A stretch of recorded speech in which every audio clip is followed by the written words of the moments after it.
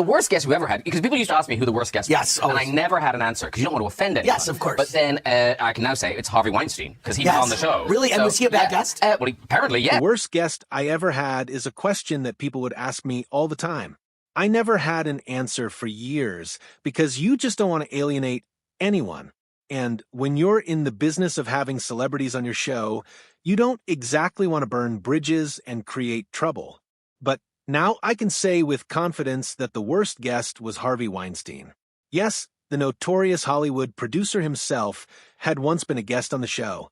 Really? Was he really a bad guest? People would ask. And the answer is, regrettably, yes. Graham Norton, at last at the age of 62, admitted what many had long suspected. After spending decades sitting across from some of the largest stars in show business, the quick-witted talk show host disclosed that there were actually a number of celebrities he flat out couldn't get along with. And not just one, he listed 6. From combustible offstage antics to cringeworthy onstage interviews, Norton didn't hold anything back. Some of the names he conceded would surprise even his most dedicated fans. Mark Wahlberg. In terms of late-night TV, there is no show more famous for its relaxed, informal style than The Graham Norton Show. It's been famous for its relaxed, lively vibe where celebrities drink beverages, chuckle at stories told by others, and provide light-hearted moments to the viewers at home. But in 2013, that entire vibe collapsed when Mark Wahlberg appeared and delivered what would go down as one of the most uncomfortable, chaotic episodes in the show's history, an appearance still discussed, rewatched, and analyzed more than a decade later.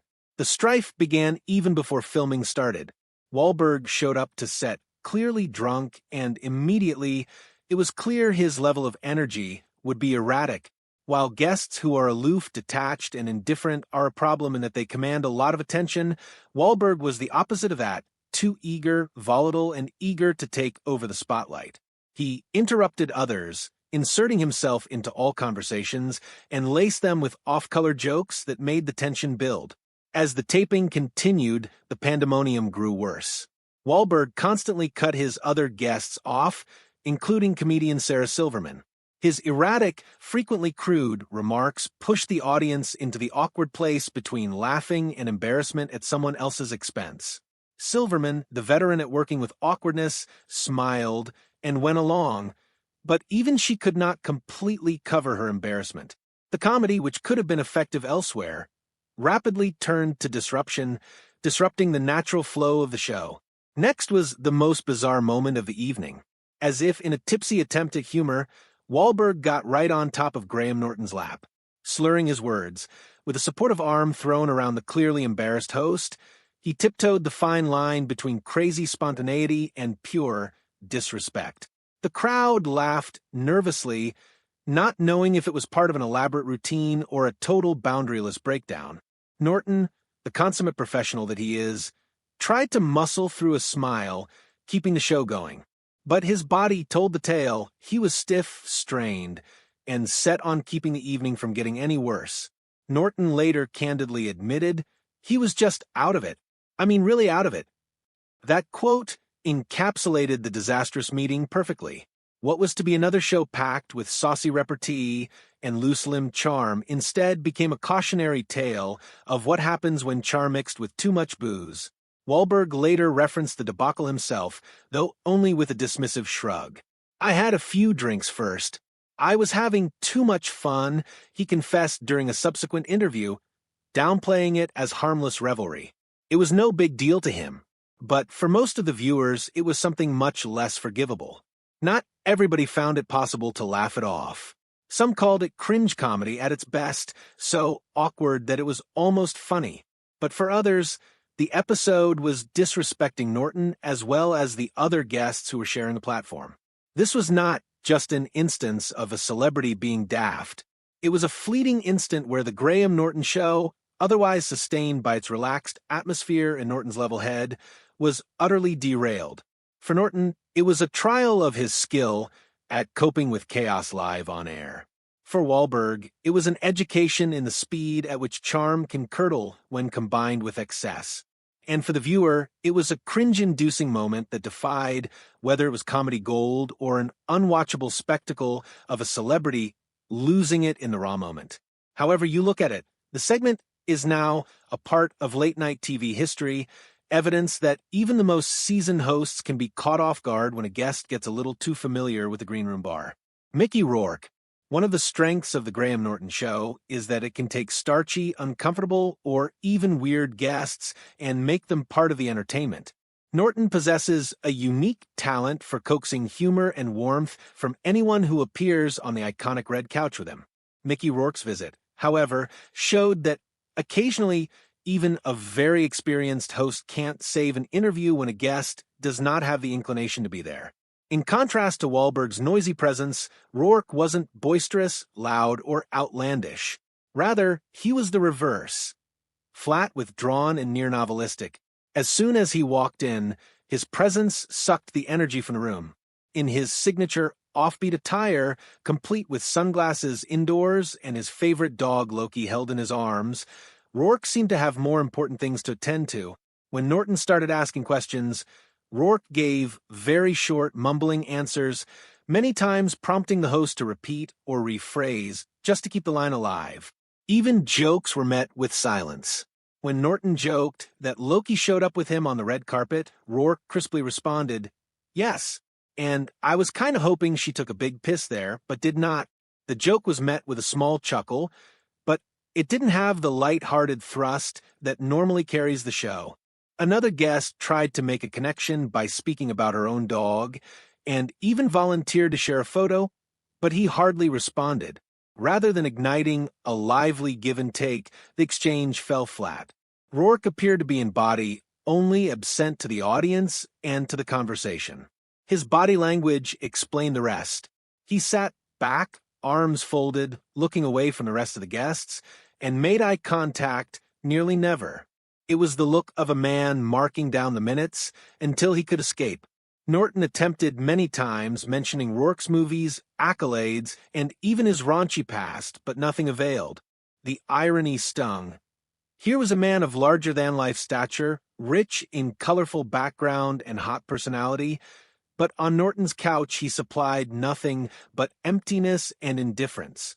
Kevin Costner. Kevin Costner's turn on the Graham Norton Show wasn't stormy and salacious like Wahlberg's, nor was it coolly detached like Rourke's. Rather, it was awkward, painfully, awkwardly awkward. Norton's program feeds on witty storytelling, humor, and comedic timing.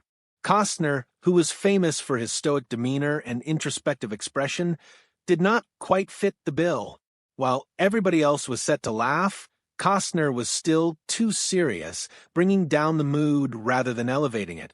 When Norton attempted to joke about Costner having directed wolves on the set of Dances with Wolves, Costner retaliated with lengthy, meandering explanations that destroyed the comedic momentum. Rather than a wacky anecdote, he wandered off into an bizarre comparison of vacuum cleaner salesmen and lost both the host and audience along the way. During the course of the interview, Norton struggled to add humor, while Costner's responses were literal and not funny. He wasn't being rude, just sincere in an environment that was built on hyperbole. The result was tension, a slight but palpable disconnect between host and format. Even his demeanor evidenced the clumsiness. Costner remained stiffly, politely removed, never able to become part of the energetic group dynamic. Norton went so far as to admit later some guests simply don't get the format, and observing Costner, he was certainly among them. Robert De Niro. And then there was Robert De Niro. A Hollywood giant with 2 Academy Awards and a lifetime of work, De Niro is greatly revered on screen. But in interviews, particularly for fun ones like Norton's, he is famously tough. When De Niro showed up on the show, the mood shifted in an instant. While other guests were laughing and talking, De Niro hardly spoke at all. His answers were brief, sometimes only a handful of words. Norton attempted every trick, drawing upon humorous anecdotes, classic roles, and career highlights, but nothing penetrated. Daryl Hannah. When Daryl Hannah guested on the Graham Norton Show, viewers were looking for charm, anecdotes from her extensive Hollywood career, and possibly some eccentric tales about her memorable roles in movies such as Splash or Blade Runner. What they instead received was an interview so tense and cringeworthy that it is still regarded as one of the show's most notorious moments. From the start, Hannah looked uncomfortable. While many of Norton's guests relax into the light-hearted pandemonium of the show, she came across as reserved, flustered, and strangely removed. While Norton is adept at nudging even the most reserved of guests out of their shell, Hannah's reserve seemed unbreakable. When questioned about her profession or her experiences on individual films, responses were brief, evasive, and offered with little passion. There was minimal attempt to elaborate on anecdotes or play along with Norton's attempts at humor.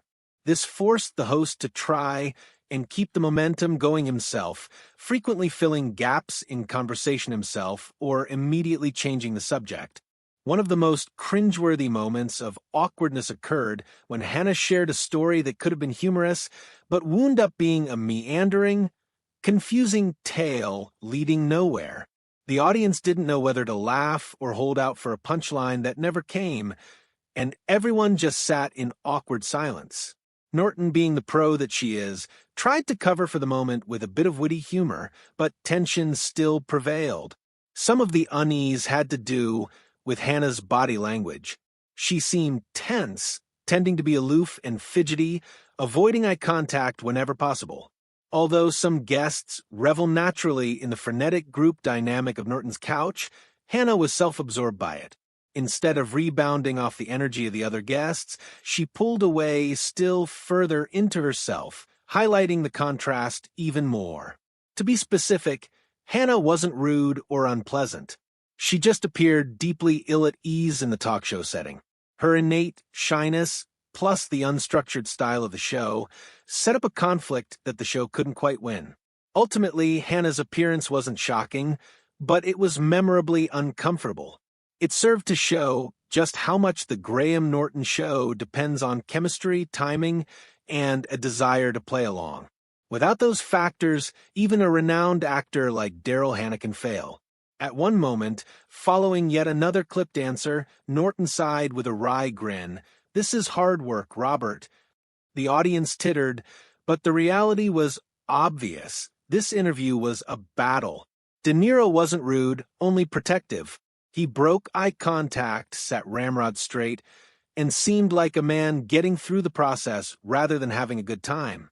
On a program based on banter with a group and informal tales, his silence became untenable. Norton sustained the energy with charm, but the strain was evident. Afterwards, he acknowledged that there are some guests that are simply not made for the format. De Niro, even with his legendary body of work, was among them.